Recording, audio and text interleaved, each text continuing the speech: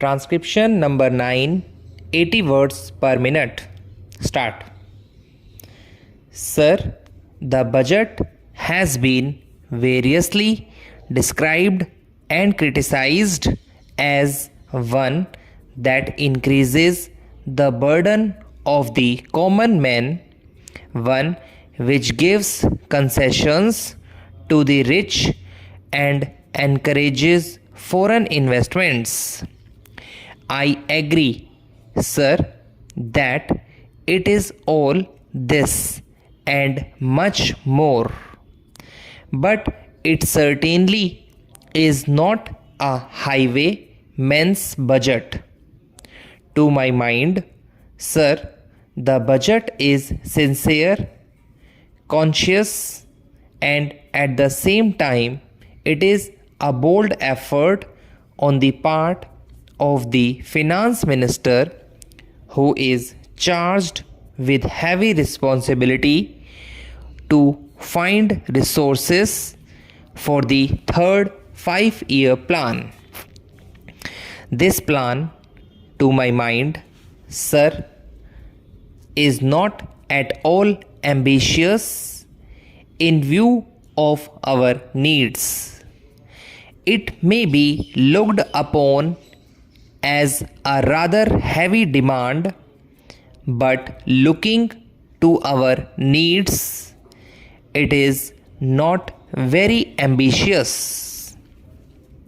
Sir, the fact that even the considerations of the coming general elections could not deflect the finance minister from the course which seemed to him necessary and proper should earn him the appreciation of every right-thinking man.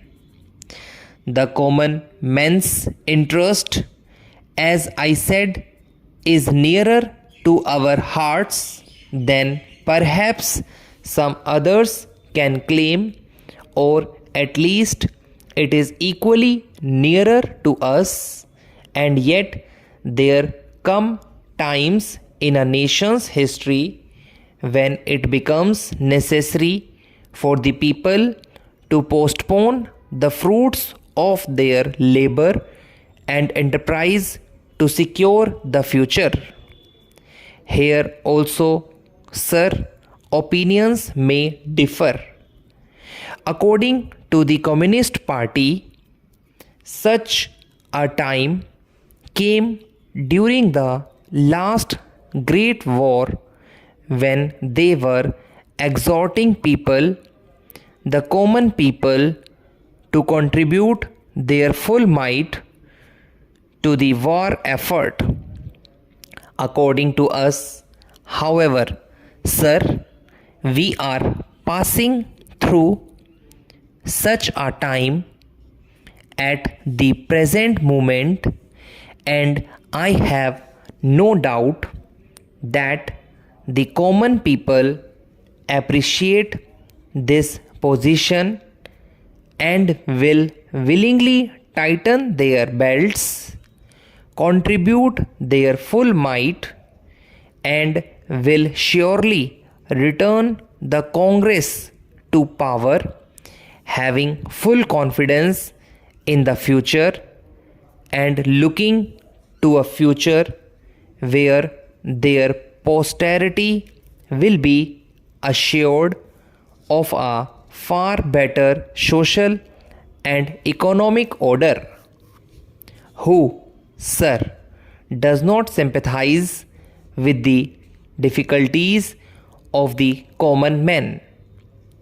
As a matter of fact, most of us come from that class, and I am sure the finance minister would have liked to do away with some of the levies.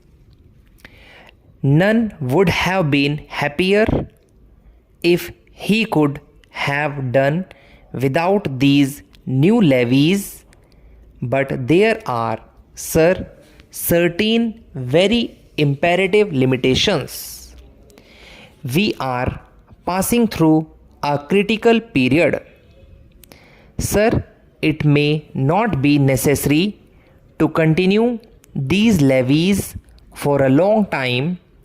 Rather, I am inclined to think that before long it may be possible to give up some of them at least. I have very valid reasons to think so. Our public undertakings are coming to their own, and some of our important irrigation and power projects have just been completed. Some others are nearing completion, and in due course, I think in the very near future, they must yield returns. This will go a long way to lighten the burden of the common man. We might, sir, also resort to some other ways. I suggest that we might take to public trading in some specific items of export and import. That would also certainly go a long way and help us. The private corporate sector has been steadily growing and has been developing capacity. It is sure to benefit from all these present concessions and develop greater capacity. This sector must come forward to meet new demands for taxation in the future. I agree that so far as indirect taxation is concerned, it has reached the saturation point, but the corporate sector, growing as it is in strength, in vitality, and in capacity, will not, I am sure, shirk its responsibility to contribute to the common fund. I wish, sir, the committee which had been appointed to go into where the additional national income had gone had entered upon its labors a bit earlier and had made its findings available to us. I do not want to state its findings, but I have a feeling that the committee, when it concludes its labors, will come to the conclusion that a major portion of this additional national income has gone into the pockets of a comparatively small number of men, small number of individuals, and it is they who must in future contribute their share to the country's taxation needs, because the profits they have earned are not all due to their own efforts and enterprise only. To a very large measure, they are the result of the economic policies of the government and due to certain other circumstances to which they did not contribute anything. Therefore, there is ample justification for the two taxes, the capital gains tax and the excess profits tax.